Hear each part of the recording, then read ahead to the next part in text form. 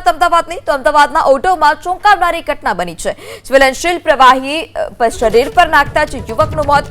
ચંદુ રાવલ નામના શખ્સે ઝેરી કેમિકલ જેવો પદાર્થ ફેંક્યાનો આરોપ છે। જ્વલનશીલ પદાર્થ ફેંકતા રાજસ્થાનના શ્રવણ ગઢવીનું મોત। 33 વર્ષીય શ્રવણનું મોત થતા પરિવારમાં શોકનો માહોલ। જ્વલનશીલ પદાર્થના એટેકથી 2 વ્યક્તિ ગંભીર રીતે પણ તાજા છે। કયા કેમિકલથી એટેક કરાયો તેને લઈ તપાસ શરૂ કરવામાં આવી।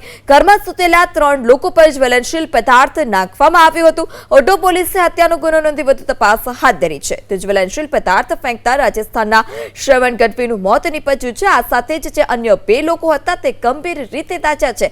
કયા કારણોસર આ પ્રકારે આ યુવકો ઉપર જ્વલનશીલ પદાર્થ ફેંકાયો તેને લઈ પોલીસે તપાસનો ધમધમાટ શરૂ કર્યો। વધુ માહિતી સાથે સંવાદદાતા ચેતન ફોન લાઈનથી જોડાઈ ચૂક્યા છે। ચેતન, આ પ્રવાહી કોણ ફેંકી ગયું અને કયા કારણોસર આ પ્રકારે પ્રવાહી ફેંકવામાં આવ્યું છે તેને લઈ કોઈ માહિતી સામે આવી છે ખરી? અને જે ગંભીર લોકો છે તેમની હાલત શું છે? પછી ઓઢવમાં એક ખૂબ જ ચોંકાવનારી ઘટના સામે આવી છે। જે કેમિકલ હોય અત્યંત જ્વલનશીલ એ એક યુવક પર ફેંકતા એક યુવકનું મોત થયું છે।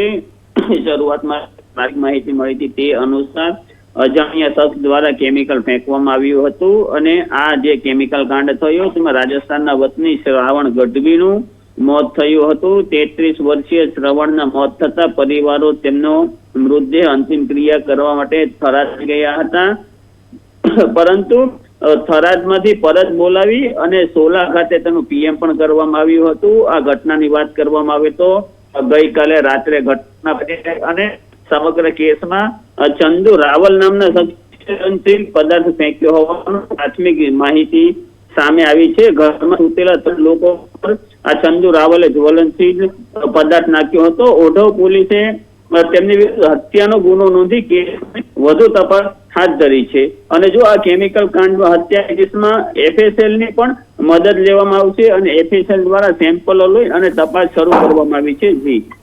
જી ચેતન, સમગ્ર માહિતી બદલ આભાર।